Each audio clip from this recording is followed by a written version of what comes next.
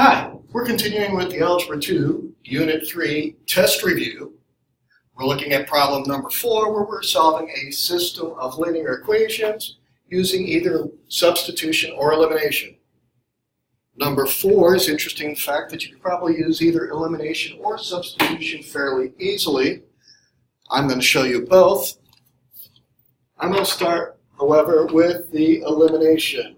The reason I picked that is because when I look at the equation, all the variables are both on the left in both equations. The goal, if you remember, for elimination is to be able to add the two equations together so one of the variables cancel out.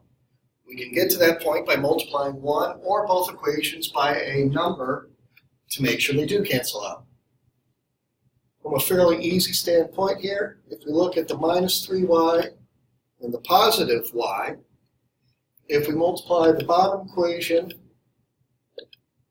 by 3, that would make it a positive 3y, which would cancel out with the negative 3y. So, in working this out, nothing we need to do on the top equation, so we're just going to rewrite that out. Minus 18y minus 3y equaling negative 33. The bottom equation we're going to need to distribute. 3 times the 6x should give us 18x, or x. Fix my x in the other one. 3 times the y should be 3y, positive. And 3 times the 11 should give us 33. Remember, the goal here was to get a variable to cancel out. And we were working on the y's, and the minus 3y and the positive 3y should cancel out. Now, in this case, this problem is a little bit on the interesting side, and when we look at the other variable, the negative 18x and the positive 18x also cancel out, which leaves us nothing on the left side. The negative 33 and the positive 33 also cancel out, leaving us nothing or 0 on the right side.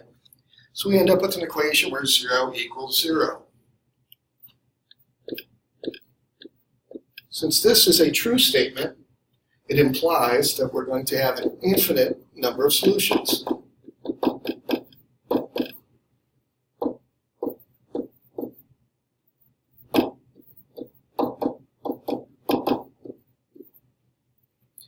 This is because we were given two different versions of the same line.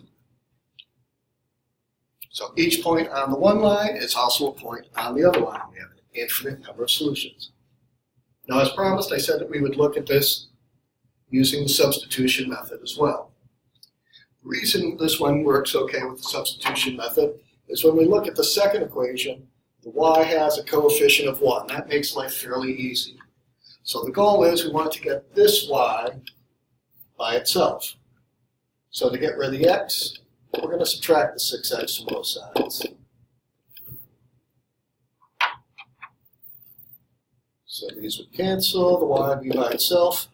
Since one part has an x and the other part is a constant, we cannot combine them. So it doesn't matter which way we write it. I'm going to put the variable first, because that tends to make it look more like a line. So we do y equals negative 6x plus 11. Now, if you remember, for the substitution method, we want to replace first. So the y here is going to replace the y there. We're going to use the negative 6x plus 11 to replace that y.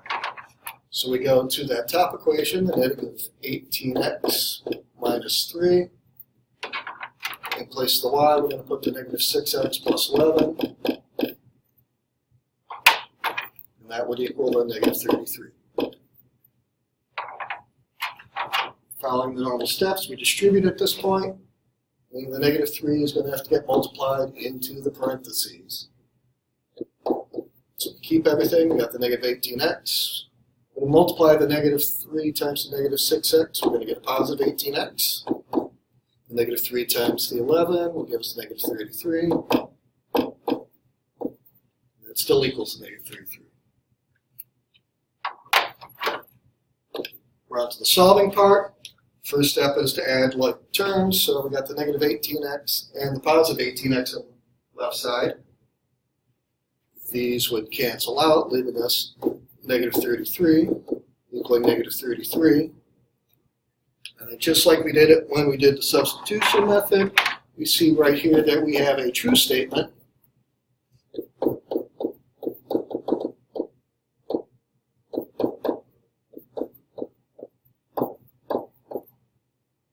Which means we have an infinite number of solutions.